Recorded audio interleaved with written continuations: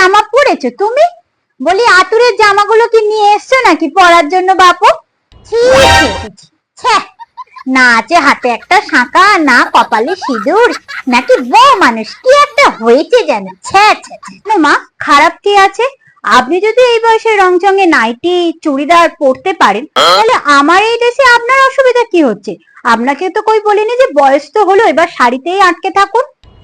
বৌমা, ঠিক করে কথা বলো। সম্পর্কে আমি তোমার শাশুড়ি মা হই, এটা আবার ভুলে যেও না। আপনি যদি এই বয়সে নাইটি চুড়িদার এসব পরতে পারেন, তাহলে আমিও এই বয়সে এগুলো পরতে পারি।